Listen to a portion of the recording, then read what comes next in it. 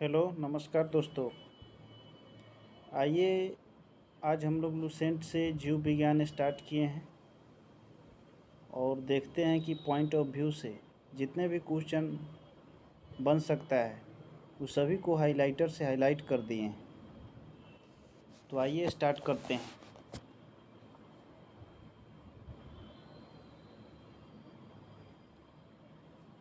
जीव विज्ञान यानी बायोलॉजी यह विज्ञान की वह शाखा है जिसके अंतर्गत जीवधारियों का अध्ययन किया जाता है। बायोलॉजी दो शब्दों से मिलकर बना है, एक है बायो, दूसरा है लोगो। बायो का अर्थ होता है जीवन यानी लाइफ और लोगों का अर्थ होता है अध्ययन स्टडी, अर्थात जीवन के अध्ययन ही बायोलॉजी कहलाता है। जीव विज्ञान शब्द का प्रयोग सर्वप्रथम लैमार्क फ्रांस का एवं टिवेरिनस जर्मनी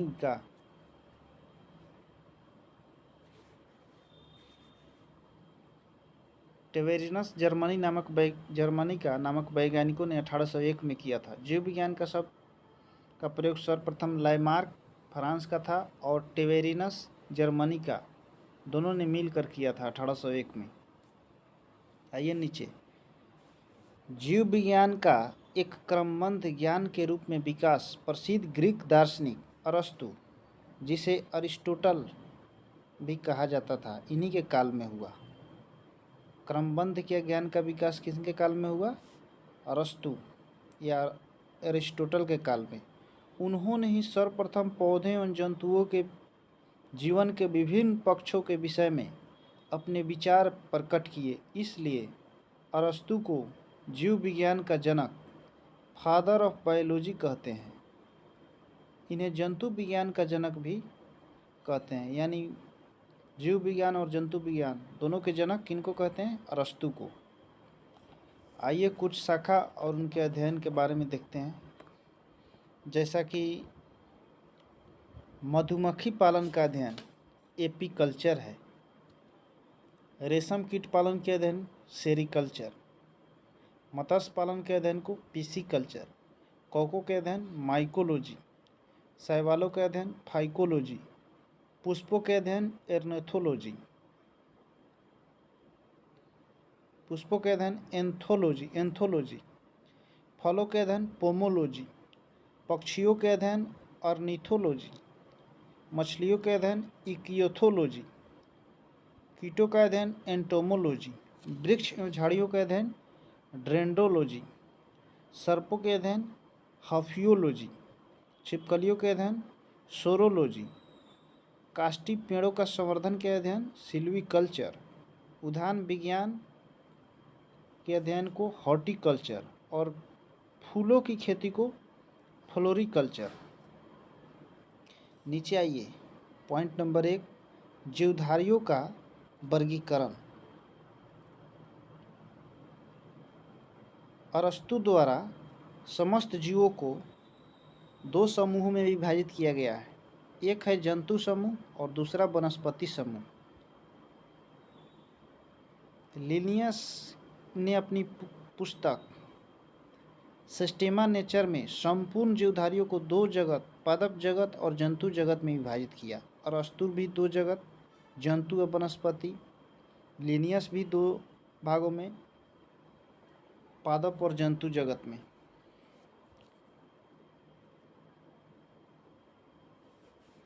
लिनियस ने वर्गीकरण की जो प्रणाली शुरू की, उसी से आधुनिक वर्गीकरण प्रणाली की नींव पड़ी।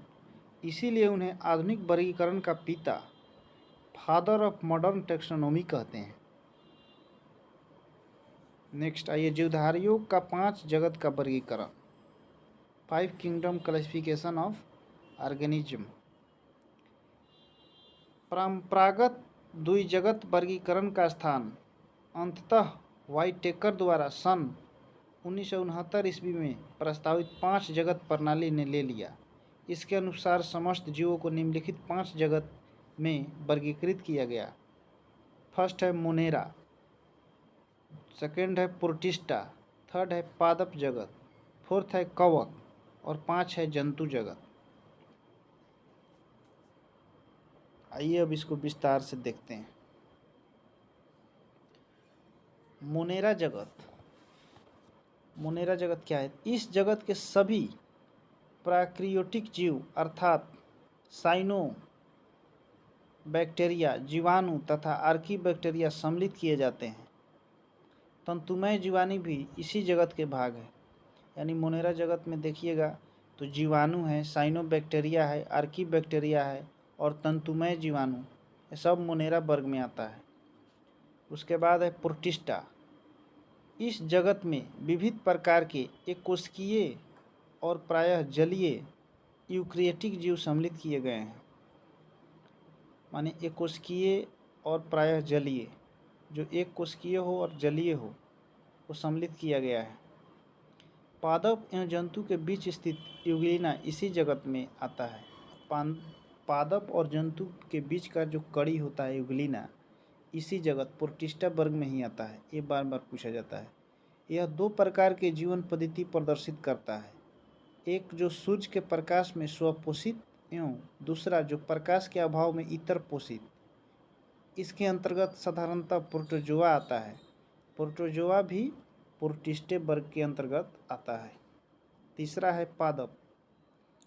इस जगत में प्रायः सभी रंगीन बहुकोशिकीय प्रकाश संश्लेषी उत्पाद जीव सम्मिलित होता है, जैसा शैवाल, मांस, पुष्पीय तथा पुष्पीय बीजीय पौधे इसी जगत के अंग हैं। 4 है कवक। कवक के बारे में, इस जगत में वे यूकैरियोटिक तथा परपोषित जीवधारी सम्मिलित किए जाते हैं जिनमें अवशोषण द्वारा पोषण होता है और शोषण के द्वारा पोषण होता है। ये सभी इतरपोषी होते हैं। ये परजीवी अर्थात मृतजीवी होते हैं। इसकी कोशिका भित्ति काइटिन नामक जटिल शर्करा की बनी होती है। तो बार बार पूछता है कि कवक की कोशिका भित्ति किसकी बनी होती है? तो काइटिन नामक जटिल शर्करा की, काइटिन की बनी होती है कवक की कोशिका भित्ति। 5 नंबर है जंतु यानी एनिमल। इस जगत में सभी बहुकोशिकीय जंतु संभोजी यूकैरियोटिक उपभोक्ता जीव सम्मिलित किए जाते हैं। इनको मेटाजोआ भी कहते हैं। जंतु वर्ग को मेटाजोआ वर्ग भी कहते हैं। हाइड्रा, जेलीफिश, कृमि, सितारा, मछली, सरीसृप, उभयचर, पक्षी तथा स्तनधारी जीव इसी जगत के अंग है। और वर्गीकरण का आधारभूत इकाई जाति यानी स्पेसीज है।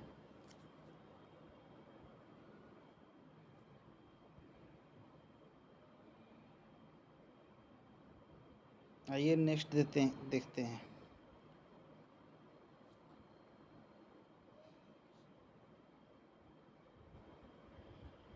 जीवों के नामकरण की द्विनाम पद्धति।